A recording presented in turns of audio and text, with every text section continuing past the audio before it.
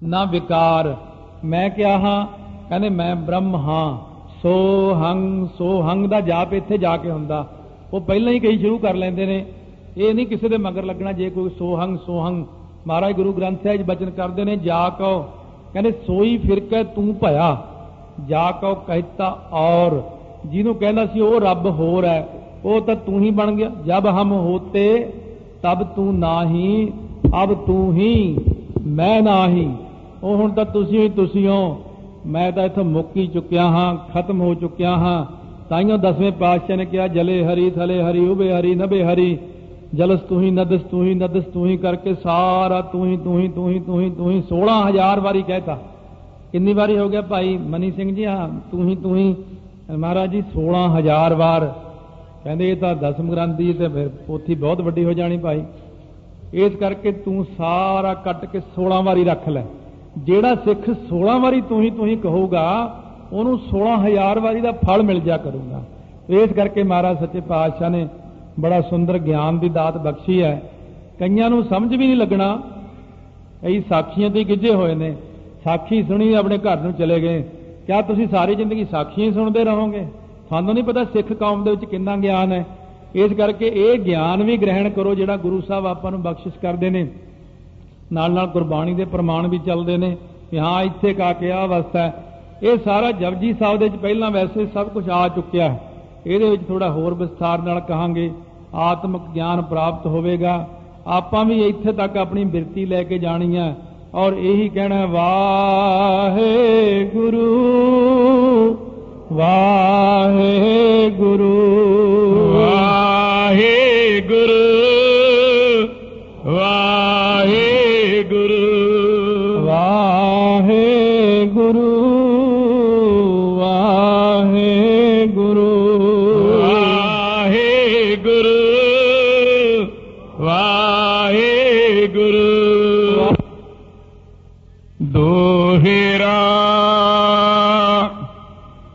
बिरते अखंडता कार अस, विद्या नाम सुजान, कारण कारज भेद ते दुबदा ने अज्ञान।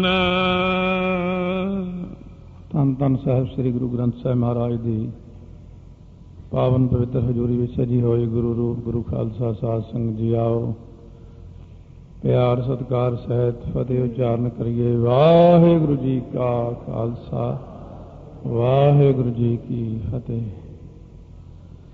धन धन सतगुरु गुरु गोबिंद सिंह साहिब जी महाराज, धन धन भाई दया सिंह जी, पावन पवित्र उपदेश। शरीर के अंदर साढ़े कितना कुछ है, अज्ञानी बंदे इन्हां जानकारियां वल ध्यान नहीं दिंदे। ज्ञानवान पुरुषों नूं पता है कि साढ़े शरीर के अंदर जितने गुण ते अवगुण ने, किस प्रकार परमेश्वर ने माया बनाई है।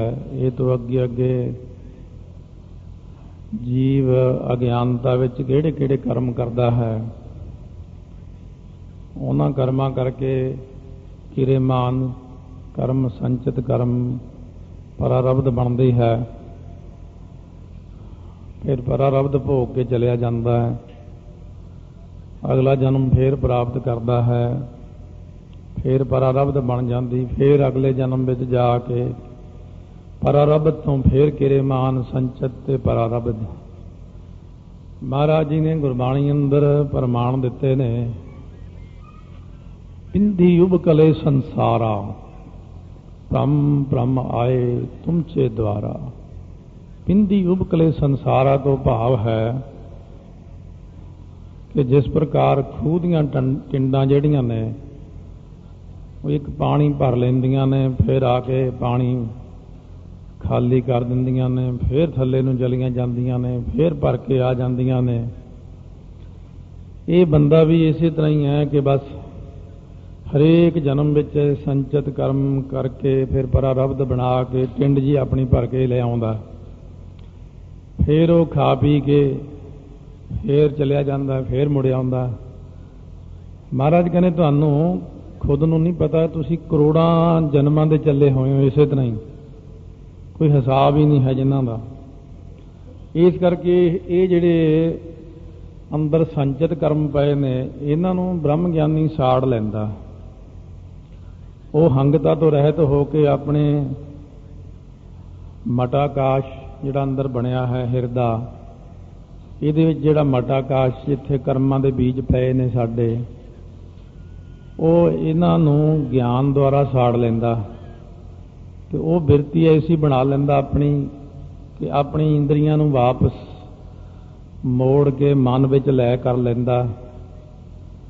ਮਨ ਦੇ ਵਿੱਚੋਂ ਅੱਗੇ ਬੁੱਧੀ ਵਿੱਚ ਲੈ ਹੋ ਜਾਂਦਾ ਮਨ ਤੇ ਜਦੋਂ ਅਗਿਆਨ ਸਭ ਖਤਮ ਹੋ ਗਏ, ਉਹ ਕੋਠਾ ਸੜ ਗਿਆ, ਮਨ ਵੀ ਸੜ ਗਿਆ। ਜਿਹੜੀ ਬੁੱਧੀ ਸੀ ਇਹਨੇ ਸੰਸਾਰ ਵੱਲ ਨੂੰ ਮੂੰਹ ਕੀਤਾ ਹੋਣ ਕਰਕੇ ਇਹ ਸੰਸਾਰਾਕਾਰ ਬੁੱਧੀ ਕਹਾਉਂਦੀ ਹੈ। ਜਦੋਂ ਹੀ ਇਹਨੇ ਆਪਣਾ ਮੂੰਹ ਆਤਮਾ ਵੱਲ ਨੂੰ ਕੀਤਾ ਬੁੱਧੀ ਨੇ, ਇਹ ਵਿਵੇਕ ਬੁੱਧੀ ਬਣ ਗਈ। ਵਿਵੇਕ ਬੁੱਧੀ ਹੋਣ ਦੇ ਨਾਲ ਅੰਦਰ ਇੱਕ ਬਿਰਤੀ ਬਣ ਗਈ।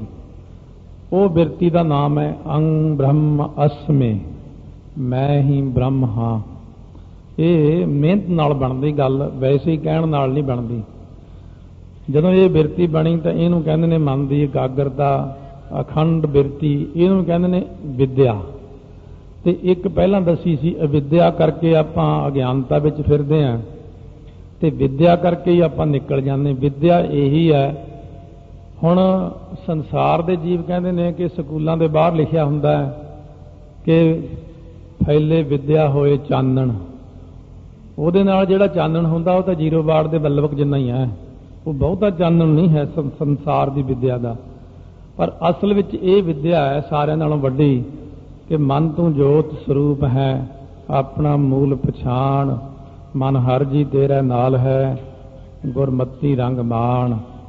ਸੋ ਇਹ ਚੱਲ ਰਹੀ ਕਥਾ ਕਾਹਲ ਦਾ ਵਿਸ਼ਾ ਨਹੀਂ ਹੈ, ਬਹੁਤ ਆਸਤੇ ਆਸਤੇ ਤਾਂ ਕਿ ਸਾਡੇ ਸਮਝ ਜੋਗਰਾ ਵੀ ਹੋ ਜਾਵੇ ਕੰਮ।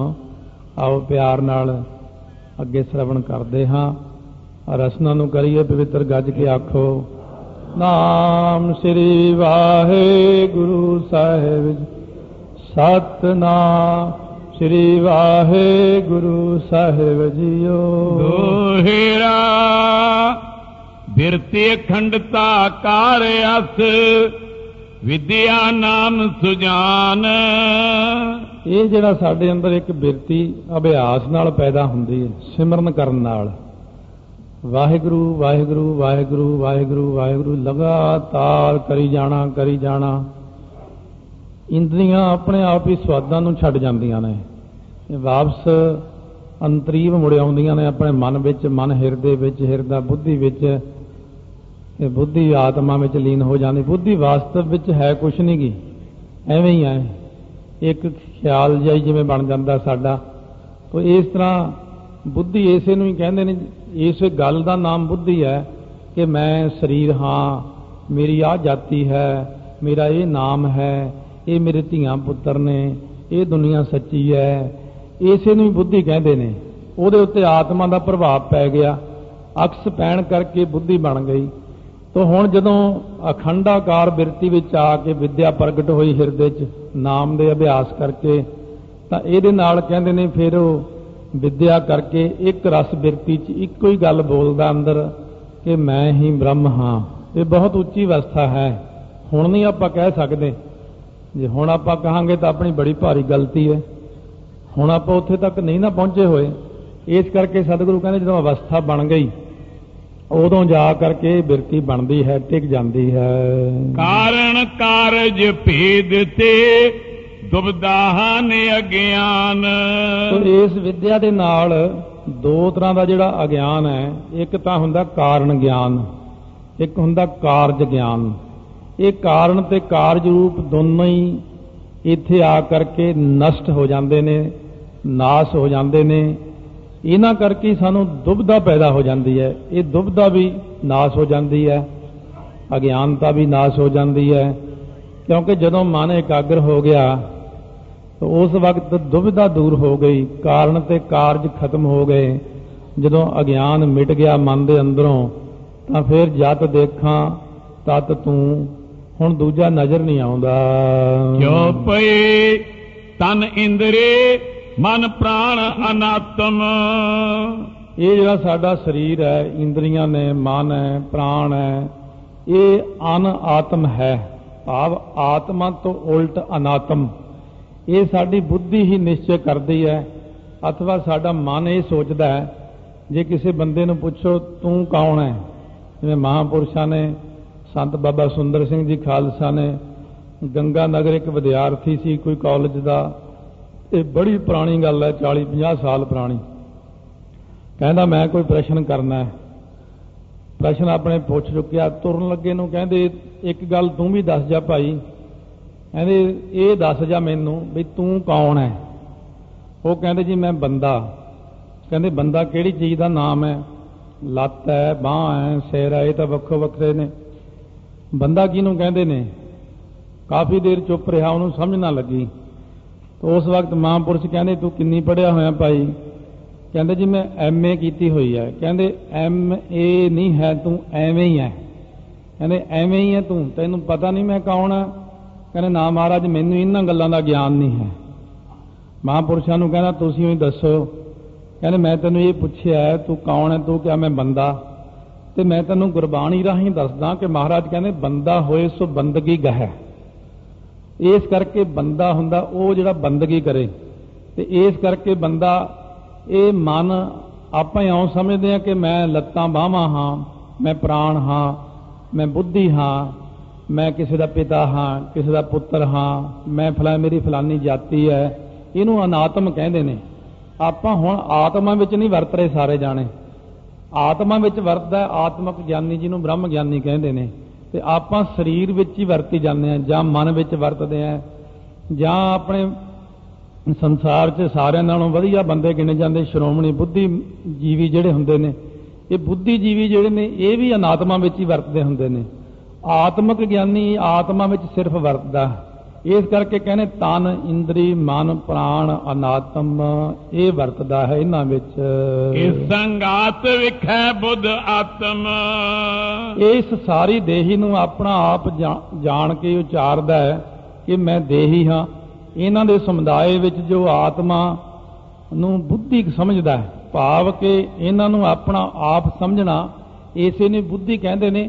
ਹੈ ਤਾਂ ਮੇਰਾ ਆਪਣਾ ਆਪ ਹੋਰ ਹੈ, ਤਾਂ ਮੈਂ ਆਤਮਾ, ਉਹ ਤਾਂ ਮੈਂ ਬਣ ਜਾਣਾ ਸੀ ਆਤਮਕ ਗਿਆਨੀ, ਬ੍ਰਹਮ ਗਿਆਨੀ। ਤੇ ਮੈਂ ਸਮਝੀ ਜਾਂਦਾ ਮੈਂ ਸਰੀਰ ਹਾਂ, ਮੈਂ ਬੁੱਧੀ ਹਾਂ, ਮੈਂ ਪ੍ਰਾਣ ਹਾਂ, ਮੈਂ ਮਨ ਹਾਂ, ਮੈਂ ਇੰਦਰੀਏ ਹਾਂ, ਮੈਂ ਪਿਤਾ ਹਾਂ। ਜਦੋਂ ਆਪਾਂ ਇਹ ਸਮਝਦੇ ਹਾਂ ਆਪਣੇ ਆਪ ਨੂੰ, ਉਦੋਂ ਆਪ ਅਨਾਤਮ ਵਿੱਚ ਵਰਤਦੇ ਹੋਏ ਆਪਣੇ ਆਪ ਨੂੰ ਬੁੱਧੀ ਰੂਪ ਸਮਝਦੇ। ਇਸੇ ਨੂੰ ਬੁੱਧੀ ਕਹਿੰਦੇ ਹਨ। ਬੰਧਨ ਇਹ ਸਦਾ ਦੁੱਖ ਕਾਰਣ। ਇਹੀ ਜਪ ਕਹਿੰਦੇ ਮੇਰੇ ਬੰਧਨ ਸਤਿਗੁਰ ਸਿੱਖ ਕੇ ਬੰਧਨ ਕੱਟ ਹੈ। ਇਹੀ ਬੰਧਨ ਨੇ ਉਹ ਕਿ ਆਪਣੇ ਆਪ ਨੂੰ ਸਰੀਰ ਹੀ ਸਮਝੀ ਜਾਂਦੇ ਆ। ਇਹੀ ਬੰਧਨ ਨੇ ਜਿਹੜੇ ਆਪਾਂ ਨੂੰ ਦੁੱਖ ਦਿੰਦੇ ਨੇ ਹਮੇਸ਼ਾ।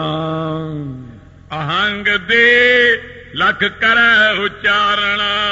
ਦੇਹ ਨੂੰ ਆਪਣਾ ਆਪ ਜਾਣ ਕੇ ਕਹਿੰਦਾ ਕਿ ਮੈਂ, ਤੂੰ ਕੌਣ ਹੈ? ਮੈਂ ਦੇਹੀ। ਆਪਣੇ ਆਪ ਨੂੰ ਸਰੀਰ ਸਮਝਦਾ ਇਹ ਬੰਦਾ। ਵਾਸਤਵ ਦੇ ਵਿੱਚ ਆਪਾਂ ਸਰੀਰ ਨਹੀਂ ਹਾਂ, ਕਿਉਂਕਿ ਸਰੀਰ ਤਾਂ ਆਪਾਂ ਨੂੰ ਕਈ ਵਾਰੀ ਮਿਲੇ ਨੇ। ਜੇ ਮੈਂ ਇਹ ਸਰੀਰ ਹੁੰਦਾ ਤਾਂ ਮੈਂ ਦੂਸਰਾ ਜਨਮ ਬਘਿਆੜ ਦਾ ਕਿਉਂ ਲੈਂਦਾ, ਕੂਕਰ ਦਾ ਕਿਉਂ ਲੈਂਦਾ, ਬਾਰ-ਬਾਰ ਕੀੜਾ ਪਤੰਗਾ ਕਿਉਂ ਬਣਦਾ? ਕਈ ਜਨਮ ਭਏ ਕੀਟ ਪਤੰਗਾ, ਕਈ ਜਨਮ ਗਜ ਮੀਨ ਕੁਰੰਗਾ। ਐਸੇ ਗਰਭ ਹਮ ਬਹੁਤ ਬਸਾਏ। ਇਹ ਜੇ ਸਰੀਰ ਕਈ ਵਾਰੀ ਇਹਨਾਂ ਸਰੀਰਾਂ 'ਚ ਆਏ ਆ। ਕਦੇ ਮੈਂ ਕਿਸੇ ਸਰੀਰ 'ਚ ਹੁੰਦਾ, ਕਦੇ ਕਿਸੇ ਦੇਸ਼ ਵਿੱਚ ਹੁੰਦਾ, ਕਦੇ ਮੈਂ ਉੱਚੀ ਜਾਤੀ 'ਚ ਆ ਜਾਂਦਾ, ਕਦੇ ਮੈਂ ਨੀਵੀਂ ਜਾਤੀ 'ਚ ਜਨਮ ਲੈ ਲੈਂਦਾ। ਇਹ ਬਾਰ-ਬਾਰ ਸਾਡੇ ਨਾਲ ਇਹ ਹੋ ਰਿਹਾ ਹੈ। ਦੋਹੇਰਾ ਅਭਿਆਸ ਹੈ ਗੁਰ ਸ਼ਬਦ ਕੋ ਮਿਟੈ ਦੇ ਅਭਿਮਾਨ। ਇਹ ਜਿਹੜਾ ਦੇਹੀ ਦਾ ਅਭਿਮਾਨ ਆਪਾਂ ਨੂੰ, ਆਪਣੇ ਸਰੀਰ ਦਾ ਹੰਕਾਰ ਹੈ। ਅਤ ਸੁੰਦਰ, ਕੁਲੀਨ, ਚਤੁਰ, ਮੁਖ ਗਿਆਨੀ, ਧਨਵੰਤ, ਇੰਨਾ ਕੁਝ ਮੰਨਦੇ ਆ ਨਾ ਆਪਣੇ। ਮਹਾਰਾਜ ਕਹਿੰਦੇ ਨੇ ਮਿਰਤਕ ਕਹੀ ਹੈ ਨਾਨਕ, ਜੇ ਪ੍ਰੀਤ ਨਹੀਂ ਭਗਵੰਤ। ਇਹ ਹੁਣ ਅਭਿਆਸ ਸ਼ਬਦ ਦਾ ਕਰੀਦਾ। ਇਹਦੇ ਵਾਸਤੇ ਦੇਹੀ ਦੀ ਹੰਗਤਾ ਨੂੰ ਮਿਟਣਾ, ਪੰਜਾਂ ਕੋਸ਼ਾਂ ਰੂਪੀ ਪਹਾੜਾਂ ਨੂੰ ਪਾਰ ਕਰਨਾ, ਅਤੇ ਅਭਿਆਸ ਕਰਦਿਆਂ ਕਰਦਿਆਂ ਵਾਹਿਗੁਰੂ ਵਾਹਿਗੁਰੂ ਕਰਦਿਆਂ तू करता तू हुआ मुझ में रहा ना हूँ, जब हम होते तब तू नाही, अब तू ही मैं नाही। इस तरह वाहिगुरु वाहिगुरु करदिआं मूल मंत्र का अभ्यास, गुरबाणी का अभ्यास, सेवा करदिआं बंदे नूं अपना अंदर नज़र आउण लग जांदा है असली स्वरूप। जदों महाराज कहने असली स्वरूप नज़र आया, मन तू जोत स्वरूप है अपना मूल पछाण, मन हर जी तेरा नाल है गुरमती रंग मान। मूल पछाण है तां सहो जान है, मरण जीवन की सोझी होई, तां तैनूं सोझी होवेगी जे तू अपने मूल नूं पछाण लवेंगा। सत चेतन आनंदमय मुक्त सुजान सुजान। और ये जिहड़ा जीव है उत्थे पहुंच जांदा अभ्यास करके, सत चेतन ते आनंद स्वरूप हो जाता है। ਇਹਨੂੰ ਕਹਿੰਦੇ ਨੇ ਇਹ ਬੰਦਾ ਮੁਕਤ ਹੋ ਗਿਆ, ਉਹ ਸਭ ਤੋਂ ਸਿਆਣਿਆਂ ਤੋਂ ਸਿਆਣਾ ਹੈ, ਕਿਉਂਕਿ ਇਹੀ ਰੱਬ ਦਾ ਰੂਪ ਹੈ। ਸਤ ਚੇਤਨ ਆਨੰਦ ਵਾਹਿਗੁਰੂ ਦਾ ਨਾਮ ਹੈ, ਉਸ ਦੇ ਲੱਛਣ ਨੇ ਇਹ ਬੰਦਾ ਵੀ ਅਭਿਆਸ ਕਰ ਕਰਕੇ ਸਤ ਚੇਤਨ ਆਨੰਦ ਵਿੱਚ ਹੀ ਚਲਾ ਜਾਂਦਾ ਹੈ। ਭਾਵ ਨਾਨਕ ਲੀਨ ਭਇਓ ਗੋਬਿੰਦ ਸਿਉ, ਜਿਉ ਪਾਣੀ ਸੰਗ ਪਾਣੀ। ਸਵਈਆ ਛੰਦ ਅਧਿਆਤਮ ਗੁਰ ਚਤੁਰਦਸ। ਇਹ ਜਿਹੜਾ ਹੈ ਅਧਿਆਤਮ ਗੋ ਨਾਮ ਇੰਦਰੀਆਂ ਦਾ ਹੈ। 14 ਇੰਦਰੀਆਂ ਆਪਣੀਆਂ ਕੁੱਲ ਕੰਮ ਕਰਦੀਆਂ ਸਰੀਰ ਦੇ ਅੰਦਰ। ਤੋ ਇਸ ਤਰੀਕੇ ਦੇ ਨਾਲ ਇਹ ਜਿਹੜਾ ਸਾਡੀਆਂ 10 ਇੰਦਰੀਆਂ ਦਾ ਸਾਹਮਣੇ ਹੀ ਨੇ। ਫਿਰ ਇਹਦੇ ਨਾਲ ਮਨ ਬੁੱਧ ਚਿੱਤ ਹੰਕਾਰ ਹੋਣੀ 4 ਆ ਜਾਂਦੇ ਨੇ। ਤੇ ਇਸ ਤਰ੍ਹਾਂ ਇਹ 14 ਜਾਣੇ ਕੰਮ ਕਰਦੇ ਨੇ। ਇਹਨਾਂ ਦੇ 14 ਦੇ ਰੂਪ ਇਕੱਠੇ ਨੂੰ ਅਧਿਆਤਮ ਕਿਹਾ ਜਾਂਦਾ ਹੈ। ਇਤੇ ਵਿਖੈ ਅਦਭੁਤ ਸੁਜਾਨ। ਇਹਨਾਂ ਦੇ ਜਿਹੜੇ ਅੱਗੇ ਵਿਸ਼ੇ ਹੁੰਦੇ ਨੇ, ਅੱਖਾਂ ਦਾ ਵਿਸ਼ਾ ਦੇਖਣਾ ਹੈ, ਕੰਨਾਂ ਦਾ ਵਿਸ਼ਾ ਸੁਣਨਾ ਹੈ, ਸਾਰੇ ਵਿਸ਼ੇ ਨੇ ਅੱਡ ਅੱਡ ਹਰੇਕ ਇੰਦਰੀਆਂ ਦੇ। ਇਹਨਾਂ ਨੂੰ ਫਿਰ ਜਦੋਂ ਇਹਨਾਂ ਦੇ 14 ਅਧਿਆਤਮ ਦਾ ਇਕੱਠਾ ਹਿੱਸਾ ਹੋ ਗਿਆ, 14 ਸਾਡੀਆਂ ਇੰਦਰੀਆਂ ਹੋ ਗਈਆਂ, 14 ਹੀ ਇਹਨਾਂ ਦੇ ਵਿਸ਼ੇ ਹੋ ਗਏ ਅੱਗੇ ਜਿਹੜੇ ਦੱਸੇ ਨੇ। ਜ਼ੁਬਾਨ ਦਾ ਕੰਮ ਹੈ ਰਸ ਲੈਣਾ, ਜ਼ੁਬਾਨ ਦਾ ਕੰਮ ਬੋਲਣਾ ਵੀ ਹੈ, 2 ਕਰਮ ਇਕੱਠੇ ਕਰ ਦਿੰਦੀ ਹੈ ਇਹ। ਨੱਕ ਦਾ ਕੰਮ ਹੈ ਸੁਗੰਧੀ ਲੈਣਾ। ਇਹਨਾਂ ਨੂੰ ਜਿਹੜੇ 14 ਵਿਸ਼ੇ ਨੇ, ਇਹਨਾਂ ਨੂੰ ਇਸ ਤਰੀਕੇ ਨਾਲ ਉਹ ਇਕੱਠੇ ਸਮੂਹ ਨੂੰ ਤਾਂ ਅਧਿਆਤਮ ਕਹਿੰਦੇ ਨੇ 14 ਦੇ, ਤੇ ਜਿਹੜੇ ਇਹਨਾਂ ਦੇ ਵਿਸ਼ੇ ਨੇ ਇਹਨਾਂ ਨੂੰ ਅਦਭੁਤ ਕਹਿੰਦੇ ਨੇ। ਅਦਭੁਤ ਇਸ ਤਰੀਕੇ ਨਾਲ ਇਹਨਾਂ 14 ਵਿਸ਼ਿਆਂ ਦਾ ਨਾਮ ਅਦਭੁਤ ਕਿਹਾ ਜਾਂਦਾ ਸਿਆਣਿਆਂ। ਇਨੋ ਦੇਵ ਅਦ ਦੇਵ ਚਤੁਰਦਸ। ਅੱਗੇ 14 ਇਹਨਾਂ ਦੇ ਦੇਵ ਨੇ, ਉਹਨਾਂ ਨੂੰ ਅਧ ਦੇਵ ਕਹਿੰਦੇ ਨੇ, ਜਿਹੜਾ ਇਹਨਾਂ ਨੂੰ ਅੰਦਰ ਬਹਿ ਕੇ ਚਲਾਉਣ ਵਾਲੇ ਨੇ। ਵਾਹਿਗੁਰੂ ਦੇ ਹੁਕਮ ਦੇ ਵਿੱਚ ਨੱਕ ਨੂੰ ਜਿਹੜੀ ਖੁਸ਼ਬੂ ਮਿਲਦੀ ਆ ਨਾ, ਵਾਸਤਵ ਵਿੱਚ ਉਹ ਇੱਕ ਅਕਾਲ ਪੁਰਖ ਵੱਲੋਂ ਉਹ ਦੇਵ ਦੀ ਡਿਊਟੀ ਲੱਗੀ ਹੋਈ ਹੈ, ਜੋ ਖੁਸ਼ਬੂ ਦਾ ਹੀ ਦੇਵਤਾ ਹੈ। ਉਹ ਤੈਨੂੰ ਖੁਸ਼ਬੂ ਹੀ ਦਿੰਦਾ ਹੈ, ਗੰਦਗੀ ਦਾ ਗਿਆਨ ਦਿੰਦਾ ਹੈ। ਉਹ ਜਿਹੜਾ ਕੰਨ ਦੇ ਰਾਹੀਂ ਸੁਣਾਉਣ ਦਾ ਇੱਕ ਕੰਮ ਕਰਦਾ ਹੈ, ਇੱਕ ਜੋ ਅੱਖਾਂ ਦੇ ਰਾਹੀਂ ਦੇਖਣ ਦਾ ਕੰਮ ਕਰਦਾ ਹੈ। 14 ਇਹਨਾਂ ਦੇ ਦੇਵਤੇ ਨੇ। ਇਸ ਕਰਕੇ ਇਹਨਾਂ ਨੂੰ ਕਿਹਾ ਜਾਂਦਾ ਹੈ ਅਧਿਆਤਮ, ਅਦਭੁਤ, ਅਧ ਦੇਵ। 14 ਤੇ 14 ਇਹ ਹੋ ਗਏ 42। ਕੁੱਲ 42 ਭਾਵ ਆਪਣੇ ਅੰਦਰ ਹਮੇਸ਼ਾ ਹੀ ਫੁਰਦੇ ਹਨ। 42 ਫੁਰੈ ਭਾਵ ਵਿਦਮਾਨ। ਕਹਿੰਦੇ 42 ਭਾਵ ਆਪਣੇ ਅੰਦਰ ਪ੍ਰਗਟ ਹੀ ਫੁਰਦੇ ਰਹਿੰਦੇ ਹਨ। ਇਹ ਤਿੰਨਾਂ ਦਾ ਇੱਕੋ ਹੀ ਕੰਮ ਹੈ 14 ਦੀ ਗਿਣਤੀ ਕਰਕੇ। ਸੁਖਪਤੀ ਸੁਪਨ ਅਭਾਵ ਫੁਰੈਗਨ। ਹੁਣ ਇੱਕ ਤਾਂ ਅਵਸਥਾ ਆਪਣੀ ਹੁੰਦੀ ਹੈ ਸਖੋਪਤ, ਜਦੋਂ ਆਪਾਂ ਉੱਠ ਕੇ ਕਹਿੰਦੇ ਆ ਅੱਜ ਤਾਂ ਐਸੀ ਨੀਂਦ ਆਈ, ਸੁਪਨਾ ਵੀ ਨਹੀਂ ਆਇਆ, ਸਖੋਪਤ। ਅੱਗੇ ਚੱਲ ਕੇ ਇੱਕ ਅਵਸਥਾ ਹੁੰਦੀ ਹੈ ਸੁਪਨ, ਬੜਾ ਭੈੜਾ ਸੁਪਨਾ ਆਇਆ, ਚੰਗਾ ਸੁਪਨਾ ਆਇਆ। ਇਹ 2 ਹੋ ਗਈਆਂ। ਇਹਨਾਂ ਦਾ ਅਭਾਵ, ਇਹਨਾਂ ਦਾ ਅਭਾਵ ਦਾ ਅਰਥ ਹੁੰਦਾ ਮਿਟਣਾ। ਇਹਨਾਂ ਦਾ ਮਿਟਣਾ ਸੁਖਮਤ ਤੇ ਸੁਪਨ ਤੋਂ ਮਿਟ ਕੇ ਕੀ ਬਣਦਾ? ਜਾਗਰਤ। ਹੁਣ ਆਪਾਂ ਜਾਗਰਤ ਅਵਸਥਾ ਵਿੱਚ ਸਾਰੇ ਬੈਠੇ ਆਂ, ਤੋ ਇਸ ਤਰੀਕੇ ਦੇ ਨਾਲ ਇਹ ਸਾਡਾ ਇਸ ਵਕਤ ਜਾਗਰਤ ਅਵਸਥਾ ਵਿੱਚ ਬੈਠਣਾ ਹੈ। ਮੂਰਤ ਬਸ਼ਿਟ ਸਮਿਸ਼ਟ ਪਛਾਨ। ਇਹਨਾਂ ਦੇ ਵਿੱਚ ਫੁਰੈਗਨ ਮੂਰਤ, ਵਿਅਸਟ ਤੇ ਸਮਸਤ ਪਛਾਨ। ਵਿਅਸਤੀ ਤਾਂ ਹੁੰਦੀ ਕੱਲਾ ਕੱਲਾ, ਤੇ ਸਮਸਤੀ ਹੁੰਦੀ ਹੈ ਸਾਰਿਆਂ ਨੂੰ ਲੈ ਕੇ, ਬਹੁਤੇ ਰੂਪ ਤੇ ਕੱਲਾ ਕੱਲਾ ਰੂਪ, ਇਕੱਠ ਸਮੂਹ। ਇਹ ਸਾਰਾ ਕੁਝ ਜਿਹੜਾ ਹੈ ਨਾ ਫੁਰਦਾ ਹੈ 42 ਭਾਵਾਂ ਕਰਕੇ। ਥੋੜੀ ਜੀ ਸੂਖਮ ਚੀਜ਼ ਆ ਇਹ। ਆਪਾਂ ਇਹ ਦੇਖਣਾ ਹੈ ਕਿ ਸੁਪਨਾ ਕਿਉਂ ਆਉਂਦਾ ਹੈ, ਸੁਖੋਪਤ ਅਵਸਥਾ ਕਿਵੇਂ ਬਣ ਜਾਂਦੀ ਹੈ ਬੰਦੇ ਦੀ। ਜਾਗਰਤ ਅਵਸਥਾ ਵਿੱਚ ਬਹਿ ਕੇ ਕੌਣ ਦੇਖਦਾ ਹੈ? ਕਿਤੇ ਇੱਕ ਕਾਰਖਾਨਾ ਚੱਲਦਾ, ਬੜਾ ਤਕੜਾ ਸਿਸਟਮ ਬਣਾਇਆ ਹੋਇਆ, ਜਾਗਦੇ ਬੈਠੇ ਆ, ਦੇਖਦੇ ਵੀ ਆ, ਸੁਣੀ ਵੀ ਜਾ ਰਹੇ ਆ, ਗੱਲਾਂ ਵੀ ਕਰੀ ਜਾ ਰਹੇ ਆ। ਮਨ ਹੁਣੀ ਕਿਤੇ ਤੁਰੇ ਫਿਰਦੇ ਨੇ, ਕਿਸੇ ਦਾ ਕਥਾ ਜਾਂ ਕਿਸੇ ਦਾ ਕਿਤੇ ਹੋਰ ਤੁਰਿਆ ਫਿਰਦਾ। ਇਸ ਕਰਕੇ ਜਦ ਸੌਂ ਗਿਆ ਉਹ ਸੁਪਨ ਅਵਸਥਾ, ਜਾਗਰਤ ਅਵਸਥਾ, ਸੁਖੋਪਤ ਅਵਸਥਾ, ਇਹ ਸਾਰਾ ਕੁਝ ਹੈ ਇਕੱਠ ਰੂਪ ਦੇ ਵਿੱਚ। ਪੁਰੈ ਸਰਬ ਸਾਖੀ ਮੈਂ ਜਾਗਰਤ। ਕਹਿੰਦੇ ਅਸਲ ਵਿੱਚ ਇਹਨਾਂ ਤਿੰਨਾਂ ਦੇ ਮਗਰ ਇੱਕ ਚੀਜ਼ ਬੈਠੀ ਆ, ਸੁਖੋਪਤ ਅਵਸਥਾ ਨੂੰ ਜਾਣਨ ਵਾਲਾ। ਇੱਕ ਗੱਲ ਦੱਸੋ ਸਾਰੇ ਜਾਣੇ, ਮਹਾਰਾਜ ਕਹਿੰਦੇ, ਭਾਈ ਦਇਆ ਸਿੰਘ ਜੀ ਕਹਿੰਦੇ ਵੀ ਜਦੋਂ ਆਪਾਂ ਸੌਂ ਕੇ ਇਹ ਕਹਿੰਦੇ ਆ ਕਿ ਅੱਜ ਮੈਂ ਸੁਪਨਾ ਦੇਖਿਆ, ਕਦੋਂ ਦੇਖਿਆ? ਜਾਗਦੇ ਨੇ ਦੇਖਿਆ ਕਿ ਸੁੱਤੇ ਨੇ ਦੇਖਿਆ? ਦੇਖਦੇ ਤਾਂ ਆਪਾਂ ਅੱਖਾਂ ਨਾਲ ਐ, ਤੇ ਸੌਂ ਕੇ ਸੁਪਨਾ ਦੇਖਿਆ, ਅੱਖਾਂ ਤਾਂ ਤੇਰੀਆਂ ਬੰਦ ਸੀ, ਉਹ ਸੁਪਨਾ ਦੇਖਿਆ ਕਿਹਨੇ ਐ? ਕਹਿੰਦੇ ਉਹ ਦੱਸ ਕੌਣ ਆ ਜਿਹੜਾ ਅੰਦਰ ਸੁਪਨਾ ਦੇਖਦਾ ਆਪਣਾ ਸੁੱਤੇ ਪਿਆ ਵੀ। ਤੇ ਫੇਰ ਤੂੰ ਇਹ ਗੱਲ ਵੀ ਉੱਠ ਕੇ ਕਹਿਤੀ ਕਿ ਮੈਨੂੰ ਸੁੱਤਿਆਂ ਪਿਆ ਅੱਜ ਕੋਈ ਸੁਪਨਾ ਹੀ ਨਹੀਂ ਆਇਆ। ਤੂੰ ਤਾਂ ਇੰਨਾ ਸੁੱਤਾ ਸੀ, ਦਰਵਾਜ਼ੇ ਖੜਕਾਏ, ਬੁਰੇ ਹਾਲ ਹੋ ਗਏ, ਜਾਗਿਆ ਹੀ ਨਹੀਂ ਹੈ, ਤੇ ਤੈਨੂੰ ਇਹ ਗੱਲ ਦਾ ਗਿਆਨ ਕਿਵੇਂ ਹੋ ਗਿਆ ਕਿ ਮੈਨੂੰ ਕੋਈ ਵੀ ਸੁਪਨਾ ਨਹੀਂ ਆਇਆ? ਇਹਦਾ ਮਤਲਬ ਇਹਨਾਂ ਦੇ ਪਿੱਛੇ ਇੱਕ ਹੋਰ ਕੈਮਰਾ ਲੱਗਿਆ ਹੋਇਆ ਜਿਹੜਾ ਇਹ ਦੱਸਦਾ ਕਿ ਅੱਜ ਮੈਨੂੰ ਸੁਪਨਾ ਨਹੀਂ ਆਇਆ, ਅੱਜ ਮੈਨੂੰ ਸੁਪਨਾ ਆਇਆ, ਅੱਜ ਹੁਣ ਮੈਂ ਜਾਗਦਾ ਸੀਗਾ। ਇਹ ਤਿੰਨਾਂ ਦੇ ਪਿੱਛੇ ਕੌਣ ਹੈ? ਪੁਰੈ ਸਰਬ ਸਾਖੀ ਮੈਂ ਜਾਗਰਤ। ਉਹ ਜਿਹੜਾ ਨਾ ਸਾਰਿਆਂ ਦਾ ਸਾਖੀ ਰੂਪ ਹੈ, ਆਤਮਾ। ਇਹਨਾਂ ਸਾਰਿਆਂ ਦੇ ਪਿੱਛੇ ਇੱਕ ਆਤਮਾ ਹੀ ਕਰਮ ਕਰਦੀ ਹੈ, ਜਿਹੜੀ ਦੱਸਦੀ ਹੈ ਆਪਾਂ ਨੂੰ ਕਿ ਮੈਨੂੰ ਸੁਪਨਾ ਨਹੀਂ ਆਇਆ। ਵਿਸ਼ਵ ਅਭਿਮਾਨੀ ਕੀ ਲਿਓ ਮਾਨ। ਇਹ ਅਵਸਥਾ ਜਿਹੜੀ ਆ ਨਾ, ਵਿਸ਼ਵ ਅਭਿਮਾਨੀ ਕਹਿੰਦੇ ਨੇ ਇਹਨੂੰ। ਜਦੋਂ ਆਪਾਂ ਅੱਖਾਂ ਦੇ ਨਾਲ ਸੰਸਾਰ ਨੂੰ ਦੇਖ ਰਹੇ ਹੁੰਦੇ ਆ ਜਾਗਦੇ ਹੋਏ, ਤਾਂ ਇਹਨੂੰ ਕਹਿੰਦੇ ਨੇ ਵਿਸ਼ਵ ਨੂੰ ਦੇਖਣਾ। ਵਿਸ਼ਵ ਅਭਿਮਾਨੀ, ਵਿਸ਼ਵ ਦੇ ਜਾਣਨ ਵਾਲਾ, ਵਿਸ਼ਵ ਦੇ ਦੇਖਣ ਵਾਲਾ।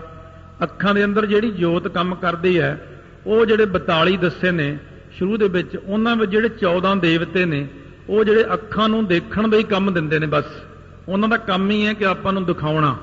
ਕਹਿੰਦੇ ਨੇ ਉਹ ਜਿਹੜੀਆਂ ਦਿਖਾਉਣ ਵਾਲੀਆਂ ਸ਼ਕਤੀ ਹੈ ਨਾ, ਆਤਮਾ ਤੋਂ ਤਾਕਤ ਲੈ ਕੇ ਕਰਮ ਕਰਦੀ ਹੈ, ਉਹ ਉਦੋਂ ਜੀਵ ਵਿਸ਼ਵ ਅਭਿਮਾਨੀ ਹੁੰਦਾ ਹੈ। ਫੂਲ ਸਰੀਰ ਨਾ ਫੂਲ ਵਿਖਣੈ। ਸੋ ਨਾ ਤਾਂ ਹੁਣ ਦੇਖੋ ਅੱਗੇ ਸੁਪਨਾ ਦੱਸਦੇ ਕਿਵੇਂ ਹੈ, ਨਾ ਤਾਂ ਸਥੂਲ ਸਰੀਰ ਹੈ ਤੇ ਨਾ ਹੀ ਸਥੂਲ ਉਹਦੇ ਵਿਸ਼ੇ ਹੁੰਦੇ ਨੇ, ਕਿਉਂਕਿ ਸਥੂਲ ਸਰੀਰ ਤਾਂ ਜਾਗਦਿਆਂ ਹੀ ਹੈ। ਸਥੂਲ ਦਾ ਮਤਲਬ ਜਿਹੜੀ ਦੇਹ ਹੀ ਆਪਣੀ, ਅਤੇ ਸਥੂਲ ਕੋਈ ਵੀ ਕਰਮ ਕਰਦੇ ਆ ਰੂਪ ਦੇ ਵਿੱਚ। ਆਪਾਂ ਕੋਈ ਚੀਜ਼ ਖਾਣੀ ਹੈ, ਸੋਲਿਡ ਚੀਜ਼ ਤਾਂ ਆਪਾਂ ਜਾਗਦੇ ਹੀ ਖਾ ਸਕਦੇ ਹਾਂ। ਜੇ ਕੋਈ ਕਹੇ ਵੀ ਮੈਂ ਤਾਂ ਸੁੱਤਾ ਪਿਆ ਸੀ ਤੇ ਸੁਪਨੇ 'ਚ ਰੋਟੀ ਖਾ ਲਈ, ਤੇ ਹੁਣ ਉੱਠ ਕੇ ਕਿਉਂ ਕਹਿੰਦਾ ਰੋਟੀ ਤਿਆਰ ਹੋ ਗਈ ਕਿ ਨਹੀਂ? ਹੁਣ ਰੱਜਿਆ ਨਹੀਂ ਸੁਪਨੇ 'ਚ ਰੋਟੀ ਖਾ ਕੇ? ਕਹਿੰਦੇ ਉਹ ਸੁਪਨੇ ਵਿੱਚ ਤਾਂ ਅਸਲ ਵਿੱਚ ਖਿਆਲਾਂ ਦੀ ਉਹ ਰੋਟੀ ਖਾਧੀ ਹੋਈ ਹੈ। ਇਸ ਕਰਕੇ ਮਹਾਰਾਜ ਕਹਿੰਦੇ ਨੇ ਸੁੱਤਾ ਪਿਆ ਇਹ ਬੰਦਾ, ਉਦੋਂ ਨਾ ਤਾਂ ਸਥੂਲ ਸਰੀਰ, ਸਥੂਲ ਤਾਂ ਸੁੱਤਾ ਹੁੰਦਾ, ਤੇ ਜਿਹੜਾ ਦੂਸਰਾ ਹੁੰਦਾ ਆਪਣਾ ਸਥੂਲ ਵਿਸ਼ੇ, ਉਹ ਵੀ ਨਹੀਂ ਭੋਗ ਰਿਹਾ ਹੁੰਦਾ। ਇਹ ਉਸ ਵਕਤ ਸਿਰਫ ਖਿਆਲੀ ਪਲਾਓ ਬਣਾ ਲੈਂਦਾ ਹੈ। ਸੁਖਪਤੀ ਕੋ ਅਭਾਵ ਜਿਸ ਮਾਏ। ਜਿੱਥੇ ਜਾ ਕੇ ਸੁਖੋਪਤ ਅਵਸਥਾ ਤਾਂ ਨਹੀਂ ਹੁੰਦੀ, ਉੱਥੇ ਉਹਦਾ ਤਾਂ ਅਭਾਵ ਹੋਇਆ ਹੁੰਦਾ, ਭਾਵ ਉਹ ਤਾਂ ਖਤਮ ਹੋਈ ਹੁੰਦੀ ਹੈ। ਸੁਪਨੇ ਲੈ ਲੈ ਕੇ ਖੁਸ਼ ਰਹਿੰਦਾ ਹੈ। ਜੇ ਚੋਦੈ ਅਧਿਆਤਮਾਦ ਕੀ ਰਹਿਤ ਸਮਗਰ ਵਾਸ਼ ਨਾ ਜਾਏ। ਉਹ ਜਿੱਥੇ ਜਿਹੜੇ 14 ਨੇ ਨਾ ਅਧਿਆਤਮ, 14 ਜਿਹੜੀਆਂ ਆਪਣੇ ਇੰਦਰੀਆਂ ਦਾ ਸਮੂਹ ਹੈ, ਤੇ ਇਹਨਾਂ ਦੇ ਵਿੱਚ ਵਿਸ਼ੇ ਵਾਸ਼ਨਾ ਵਸਦੀ ਹੈ। ਅੱਖਾਂ ਜਿਹੜੀਆਂ ਨੇ, ਇਹਨਾਂ ਨੂੰ ਮਹਾਰਾਜ ਨੇ ਬੜਾ ਸਮਝਾਇਆ, ਨੇਤਰੋ ਮੇਰੇ ਹਰ ਤੁਮ ਮੈਂ ਜੋਤ ਧਰੀ, ਹਰ ਬਿਨਵਰ ਨਾ ਦੇਖੋ ਕੋਈ, ਸ਼ਰਵਣੋ ਮੇਰਿਓ ਇਹ ਨੇਤਰੋ ਮੇਰਿਓ, ਇਹ ਮੇਰੀ ਰਸਨਾ। ਉਹ ਕਿੱਧਰ ਜਾ ਰਹੇ ਹੋ ਤੁਸੀਂ ਸਾਰੇ ਜਾਣੇ? ਸਤਿਗੁਰੂ ਇਹਨਾਂ ਨੂੰ ਸਮਝਾਉਂਦੇ ਨੇ। ਇਹ 14 ਦੇ ਵਿੱਚ ਵਿਸ਼ਾ ਵਸਦਾ ਹੈ, ਤੇ 14 ਦੇਵਤੇ ਜਿਹੜੇ ਇਹਨਾਂ ਨੂੰ ਉਸ ਪਾਸੇ ਨੂੰ ਲੈ ਕੇ ਜਾਂਦੇ, ਉਹਨਾਂ ਨੂੰ ਦੇਵ ਜਿਹੜਾ ਪ੍ਰਕਾਸ਼ ਕਰਦਾ ਉਹਨਾਂ ਨੂੰ। ਇਸ ਤਰ੍ਹਾਂ ਕਹਿੰਦੇ ਇਹਦਾ ਵਿਸ਼ਾ ਜਿਹੜਾ ਵਸਦਾ ਹੈ, ਉਹ ਇਹਨੂੰ ਵਿਸ਼ਿਆਂ ਵੱਲ ਨੂੰ ਪ੍ਰੇਰਿਤ ਕਰਦਾ ਹੈ। ਅਵਿਦਿਆਮਈ ਸੂਖਮ ਵਿਵਹਾਰ ਜੋ। ਸੋ ਅਵਿਦਿਆਮਈ ਸੂਖਮ ਵਿਵਹਾਰ ਹੀ ਕਰਦਾ ਸੁੱਤਾ ਪਿਆ ਇਹ। ਫੁਰੈ ਅਮੂਰਤ ਸਾਖੀ ਮਾਏ। ਤੇ ਇਹਨੂੰ ਅਮੂਰਤ ਫੁਰਦਾ ਹੈ। ਅਮੂਰਤ ਹੁੰਦਾ, ਮੂਰਤ ਤਾਂ ਸਾਹਮਣੇ ਆਪਾਂ ਨਜ਼ਰੀ ਆ ਰਹੀ ਜਿਹੜੀ ਚੀਜ਼ਾਂ ਜਾਗਦਿਆਂ ਨੂੰ, ਤੇ ਸੁੱਤਿਆਂ ਪਿਆਂ ਜਿਹੜੀ ਚੀਜ਼ ਆਪਾਂ ਨੂੰ ਨਜ਼ਰ ਆਉਂਦੀ ਹੈ, ਵਾਸਤਵ ਦੇ ਵਿੱਚ ਉਹ ਮੂਰਤ ਨਹੀਂ ਹੁੰਦੀ, ਉਹ ਜਿਹੜੀ ਜਾਗਦਿਆਂ ਦਿਖਦੀ ਹੈ, ਕਿਉਂਕਿ ਉਹ ਤਾਂ ਇੱਕ ਖਿਆਲ ਮਾਤਰ ਸੁਪਨਾ ਜਾਇਆ ਹੁੰਦਾ। ਪਰ ਉਹ ਖਿਆਲ ਮਾਤਰ ਨੂੰ ਵੀ ਸਾਡਾ ਸਾਖੀ ਰੂਪ ਜਿਹੜਾ ਆਤਮਾ ਹੈ ਉਹੀ ਦੇਖ ਕੇ ਦੱਸਦਾ ਉੱਠ ਕੇ ਵੀ ਮੈਨੂੰ ਬੜਾ ਚੰਗਾ ਸੁਪਨਾ ਆਇਆ। ਤੈਜਸ ਅਭਿਮਾਨੀ ਕੀ ਜਾਨੋ, ਇਹਨੂੰ ਕਹਿੰਦੇ ਤੈਜਸਵ ਅਭਿਮਾਨੀ। ਇੱਥੇ ਥੋੜੀ ਥੋੜੀ ਵਿਆਖਿਆ ਹੈ ਇਹਦੀ, ਆਪਾਂ ਜਿੰਨੀ ਕੁ ਸੁਣ ਰਹੇ ਹਾਂ ਨਾ। ਅਸਲ ਵਿੱਚ ਜਪਜੀ ਸਾਹਿਬ ਜਦੋਂ ਕਥਾ ਹੋਈ ਸੀ ਅੰਮ੍ਰਿਤ ਵੇਲੇ, ਕਿਉਂਕਿ ਜ਼ਿਆਦਾ ਸੰਗਤ ਤਾਂ ਸ਼ਾਮ ਨੂੰ ਆਉਂਦੀ ਹੈ, ਸਵੇਰੇ ਸਵੇਰੇ ਜਪਜੀ ਸਾਹਿਬ ਦੀ ਜਦੋਂ ਕਥਾ ਹੋਈ ਸੀ ਨਾ, ਉਹਦੇ ਅੰਦਰ ਇਹਦਾ ਬਹੁਤ ਜ਼ਿਆਦਾ ਵਿਸਥਾਰ ਹੈ। ਜਪਜੀ ਸਾਹਿਬ ਦੀਆਂ ਪਹਿਲੀਆਂ 10 ਕੈਸਟਾਂ 15 ਤਾਂ ਇਸੇ ਨਾਲ ਹੀ ਭਰੀਆਂ ਹੋਈਆਂ ਨੇ। ਇਹ ਜੇ ਪਹਿਲੀ ਵਾਰ ਨਹੀਂ ਸਮਝਿਆ ਦੁਬਾਰਾ ਸੁਣੋ, ਫੇਰ ਨਹੀਂ ਸਮਝਿਆ ਫਿਰ ਤੀਜੀ ਵਾਰ ਸੁਣੋ। ਹੁਣ ਸਾਨੂੰ ਵੀ ਤਾਂ ਇਹ ਕਰਦਿਆਂ ਨੂੰ ਘੱਟੋ ਘੱਟ ਵੀ 27-28 ਸਾਲ ਹੋ ਗਏ, ਹਲੇ ਵੀ ਮਾੜਾ ਮਾੜਾ ਕਈ ਵਾਰ ਸਮਝ ਨਹੀਂ ਪੈਂਦਾ। ਪਰ ਹੌਲੀ ਹੌਲੀ ਜਿਉਂ ਬੰਦੇ ਦੀ ਉਮਰ ਲੰਘਦੀ ਹੈ, ਕੁਛ ਗਿਆਨ ਹੁੰਦਾ ਕਈ ਗੱਲਾਂ ਦਾ, ਫਿਰ ਅਭਿਆਸ ਕਰਦੇ ਆ, ਫਿਰ ਅਭਿਆਸ ਕਰਦੇ ਆ, ਤਾਂ ਕਿਤੇ ਮਾੜਾ ਜਿਹਾ ਇਹਨਾਂ ਗੱਲਾਂ ਦਾ ਸਮਝ ਪੈਂਦਾ ਹੈ। ਸੁਪਨ ਅਵਸਥਾ ਕਹੀਐ ਤਾਏ, ਸੋ ਇਹ ਜਿਹੜਾ ਤੈਜਸਵ ਦਾ ਅਭਿਮਾਨੀ ਜਾਣੋ, ਕਹਿੰਦੇ ਇਹਨੂੰ ਸੁਪਨ ਅਵਸਥਾ ਕਿਹਾ ਜਾਂਦਾ ਹੈ, ਜਿਹੜਾ ਸਿਰਫ ਦੇਖਦਾ ਹੈ ਸੁੱਤਿਆਂ ਪਿਆਂ। ਸਮਗਰ ਵਾਸ਼ਨਾ ਮਈ ਜੋ ਅਮੂਰਤ, ਹੁਣ ਜਿਹੜੀਆਂ ਸਮਗਰ ਵਾਸ਼ਨਾਵਾਂ ਨੇ ਸਾਡੀਆਂ, ਉਹਦੇ ਵਿੱਚ ਜੋ